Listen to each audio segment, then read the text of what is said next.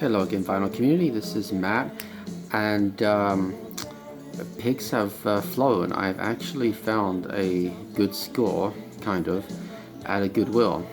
Um, for those of you who maybe have seen any of my other thrift store videos, I have two or three of them, or if you followed some of my comments that I've made on videos, you know that I am pretty critical of Goodwill in particular. Not only have they jacked up their prices pretty much across the board for vinyl records, but they also have a tendency to ship all of the really good stuff off to be auctioned online. And, I kind of think that's against the spirit in a sense. They're supposed to be non-profit, and, they're jacking up the prices of the vinyl, which I'm sure purely coincidentally is happening right when vinyl is making a comeback. It just sort of, to me, doesn't feel right. It leaves a bit of a bad taste in the mouth. But tonight I had to go out. I had a couple of things to take to a Savers thrift store, and I had to get a few other things from a different store. So I thought, well, I'll go into Savers and I'll go into Goodwill after it. It's the same Savers and Goodwill that I went to one of my other videos, and I actually did pretty well, kind of, as we'll see. So at Savers, nothing on vinyl. It looked like a DJ had dropped off a few records. Maybe there were more earlier in the week, I don't know. I would have bought two or three, but they were pretty warped, and so I left them. There are a couple of like Bobby Brown 12-inch records. Robin S. Show Me Love, kind of a classic 90s dance club track. I would have bought that, but again it was warped. So I didn't get any records at Savers. I did get a couple of things. I got a cassette, Rain Dancing by Alison Moyet. This has been in there for a few weeks. I passed it up before, but today I thought, I'm just going to get it. I got the new cassette deck, the Pioneer, and, when you get a new piece of equipment like that, you kind of want to put it through its paces and so on. And it was only $1. And it sounds good. I have it playing right now. That's what's playing in the background, if you can hear it. I do have this on vinyl already, which is why I'd kind of hesitated before. But it's a good album. It's a very good album. Classic 80s music. This came out in 87, I think, or 86. Yeah, and it sounds good. I also got a CD. I got Seal 4. I like Seal quite a lot. He's a terrific vocalist. I do have a couple of his other albums, and so I saw this. I think it was $2, and I thought I'll pick it up.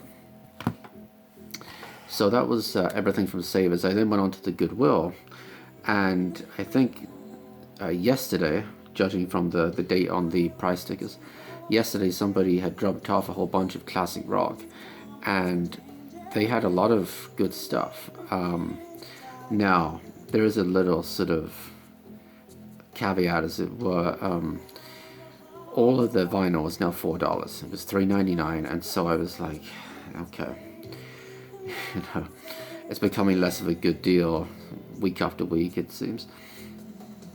Having said that, pretty much every record I got, except maybe one, is worth probably 2 to 3 times the $4.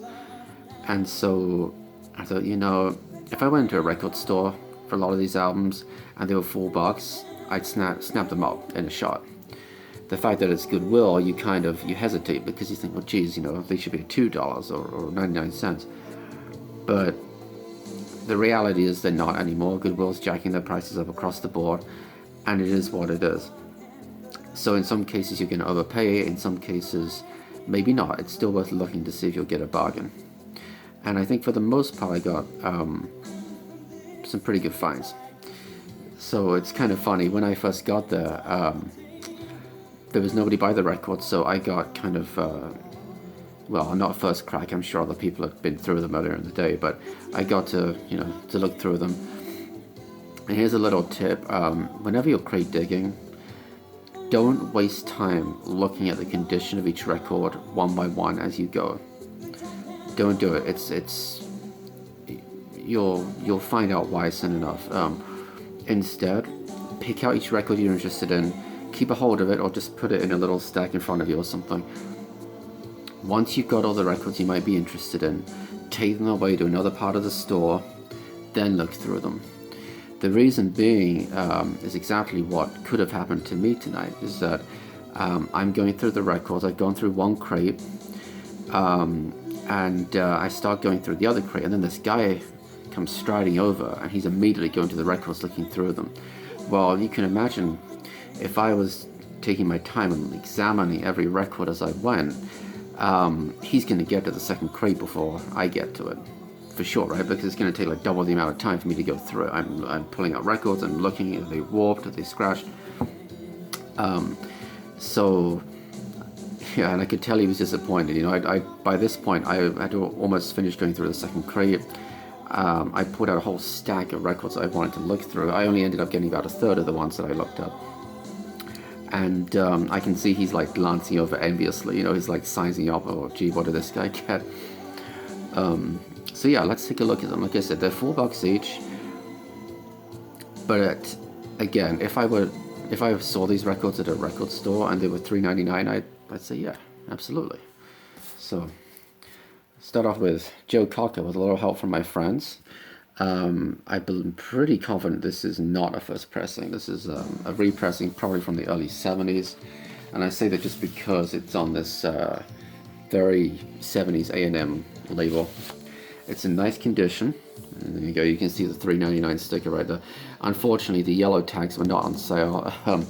For those of you not familiar with Goodwill, every day Goodwill has a tag color that's 50% off. I think today it was red at this particular Goodwill. So if these had red stickers on, they would have only been $2 instead of $3.99. But there's no way that, you know, if I leave it a few days until the red tag comes on sale, these aren't going to be there anymore. But it's in really nice condition. You can kind of see very, very solid VG Plus, probably bordering on EX. So I was pleased to find it. You know, I don't have this album. Of course, it has the title track with a little help from my friends. Probably one of the greatest cover versions of all time. So I thought I saw this. I thought, great, you know, we're off to a good start here. Okay, next up we have John Cougar Mellencamp's Scarecrow. This, I think, is probably the only record that, oh, I don't know if I overpaid for it, but it's probably only worth about what I paid for it. I thought it was a little rarer than it is for some reason. I had it in the back of my mind that this was maybe worth a little bit more money. But regardless, it's John Cougar, it's going to be decent. It does have Rockin' the USA on it. So, yeah, there's the back. This is from like 85 or 86, I think. Yeah, 1985. But it's in nice condition, still in the shrink, so that's a bonus. Record is very nice. Yeah. Next up, John Cougar, American Fool. I've wanted this album for a little while because it has Hurt So Good and Jack and Diane on it. Two classic 80s tracks. This is also still in the shrink. This one's probably worth maybe double what I paid for it. Something like that, especially with the shrink. Record again, very nice condition. And yeah, I was pleased to find that. Next up, this was an awesome find actually. Eagles, self-titled. I have most of the Eagles albums on vinyl, but I did not have this, and I do not have Desperado. Funnily enough, the only two Eagles albums that they had in the store were the self-titled album and Desperado. Unfortunately, Desperado just wasn't in good enough condition. I couldn't justify paying $4 for it, so I left it. But this was fine. You know, a little bit of edge wear, but nothing significant. Record's very nice, because it's on the Asylum label. And yeah, it's got classic tracks on it, of course. Take It Easy, Witchy Woman, Peaceful Easy Feeling. And this is great. I was really, really happy to find that. Next up, another good find. Fleetwood Mac, Tusk. Double album. But not a gatefold. It's sort of funny. It's both records fit inside the single sleeve here. It's like an extended or a wider sleeve. I do have one or two other albums like this. Bruce Springsteen, The River is like this. Double album, but single sleeve. And I'm not too familiar with the album, to be honest with you. I've never had it before. I do know the song Task, the title track, and I think I know the song Sarah that's also on here. Maybe one or two others, but I'm not familiar with most of the tracks. But I have heard a lot of people regard this as one of their better albums, and I was pretty confident it was worth at least the $4, and it probably is. It's probably worth 8 to 10, maybe something like that. And again, you know, if I saw this at a record store, it was $4, I'd definitely buy it. Okay, last two. Bob Dylan's Greatest Hits. This is kind of funny because I just bought this on CD, which is in one of my videos from earlier in the week, last week. And here it is on vinyl. I had never seen this in the wild before, not in a thrift store. And there's the back. This is not an original press, I don't think. I'm pretty sure it's a repressing on the Columbia label. I looked it up on Discogs, and I think it is a repressing of some kind. But it's in decent condition, you know, like VG+. And following in that vein, Bob Dylan's Greatest Hits Volume 2. This is a double gatefold album. Kind of a cool picture of Bob right there. A little bit of ring wear on the back, not too bad. But again, $4 for a double album. It's Bob Dylan. I'd never seen this in the wild either. To get both this and Volume 1 together, I thought, yeah, that's gonna be worth it. I mean, they're probably worth together 15 to 20. Normally, you'd expect to pay that probably in a record store or eBay. So yeah, I thought this was a decent haul. I mean, I did end up paying $27. Well, 24 plus tax. It was like 27 something. So it's not like I got the deal of the century or anything. I realize that. But to actually go into a Goodwill and find a decent stash, you know, I've had scores in Goodwill before. I've had decent finds. Even scores where I bought like 20 or 25 records. But it's been a little while, and that was almost exclusively at one particular Goodwill that I sometimes go to. This one that I went to tonight has always been a little hit or miss. You know, I found some good stuff there. I've had one good score there before, where I got like the Grease soundtrack and a couple of Elvis records and some other bits and pieces. But this is, you know, again, $4 a piece, so it's again not like it's the deal of the century, but they were worth the $4 each, and a little bit more. So I was happy enough to pay it. And you know, they had a bunch of other stuff that I passed up, and I mentioned pigs flying right at the start of the video. You know, how pigs are finally flown when it comes to Goodwill. I couldn't believe it. I almost did a double take. They actually had a Beatles album. It was a numbered Beatles White Album. And of course I pull it out and I can see that it's trashed, right? But I thought, you never know, maybe the records are in good condition. You can't always tell. Usually you can, you know, if the cover's in poor condition, the records are usually in poor condition. But I thought, what the hell, let's pull it out and have a look. And sure enough, unfortunately, the records were absolutely just roached. They were scratched to pieces. But it was a pretty low serial number. It was like 199,000, like 199652 or something. Unfortunately, the cover was terrible. Even with the fairly low serial, it just wasn't worth buying, so I put it back.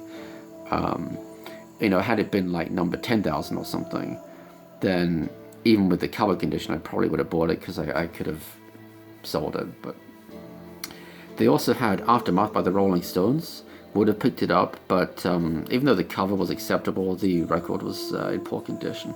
They have stuff by Steppenwolf, Styx. There were 2 or 3 ZZ Top albums. I almost got one of them. I even had it in the pile. I even brought it up to the front. But it was a greatest hits album. You know, I'm not a huge ZZ Top fan. I mean, they're okay, and I just at the last second I said, you know, I'm not gonna get this. Because it was probably a fairly late pressing. Again, it was the greatest hits, probably a late 70s pressing or something, early 80s maybe. Because it didn't have some of the later 80s stuff on it.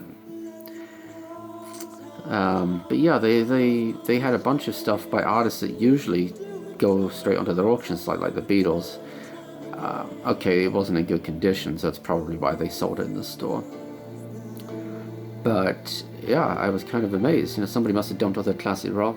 All of the price stickers have yesterday's date on it, so probably somebody brought them in yesterday morning or something. They stuck them out by the afternoon, stuck them out in the store. And let's see, what else did they have?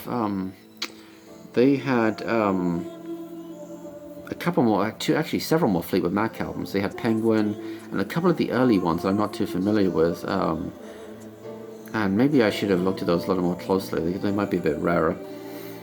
But yeah, and at the end I got talking to the guy, you know, the guy that came in and started looking through the records. He's sort of looking at what I've got, and he's saying, oh yeah, he starts telling me how he sold a single for $1,000 or something back in the 90s, and I guess he was telling the truth. It's certainly plausible. So some records are worth a lot of money. I don't know if he was trying to save face a bit because I got to the records first, but again, it's not like I got amazing deals. I found good records for what would normally be reasonable prices. But yeah, it's funny the things you can find. I didn't expect to find anything in that Goodwill. That's the Goodwill I've been into before, and they've literally had 0 records. None whatsoever. They've, I don't know, shipped them all out to a different store or something. So a good find tonight. I was definitely pleased. You know, a little stack of 8 records here. These will have to go in my my rapidly increasing pile over here that needs to be cleaned. You can kind of see them stacked up in the box over there with the headphones on top. That will be a video that I do soon. I want to demonstrate the spin cleaner and how to use it if you guys aren't familiar with it, or if you're thinking about buying one. I think it's worth it for like 70 or 80 bucks. There's no way I can demonstrate cleaning every record because I probably have between 30 and 40 now that need cleaning, and that would typically take me a couple of hours to do that. So I'll demonstrate maybe a couple of them, so look out for that video. That'll be coming sometime in the next week. I also have 2 more pieces of hi-fi equipment that I've purchased on eBay. I don't know for sure when those will be there. The estimated shipping date for one was, I think, by the end of this coming week, and the other one might be early the following week. So you can see right now, if I bring the camera over here, we've got a couple of empty spaces right there. And you can see the Rain Dancing cassette playing at the moment. Those empty spaces, there will be a tuner on top, and then underneath the cassette will be a graphic equalizer. Unfortunately, I couldn't find any Pioneer equalizers with a silver face and blue, or at least, you know, like a off blue whitish color spectrum analyzer. You know, the graphical display. Couldn't find any. I don't think they, and when I say I couldn't find them, not just that I couldn't find any on eBay, I don't think they made any at that time. The closest was one that has a green analyzer, and I actually did bid on it. I got outbid. I could have put in another bid at the last minute to get it, but I was like, you know, the green might look kind of funny with all the blue, and I decided to back out, and I didn't increase my bid, so somebody else got that. But so I ended up ordering a Technics SH8055, which also does have the silver face, or at least the surround part is silver, and it has the blue spectrum analyzer. So I think it'll fit in pretty well. I think it'll look the part, you know. So we'll see how that goes. That's the item that's supposed to come by the end of this week, and then I think the tuner's going to come the following week. I'll do another video with an update on the tuner situation for those of you who That was the cassette shutting off right there. For those of you who saw my video about the Pioneer tuner debacle that I ordered on eBay, there have been some developments with that. The seller turned out to be kind of a jerk about it, and I'll probably have to file a dispute with eBay. But yeah, that's another story for another time. Once that's been settled, I'll let you guys know how that went, how it turned out. So yeah, thanks for watching, everyone. Again, appreciate your messages, appreciate those of you who subscribed, and yeah, thanks for watching. See you soon. Bye.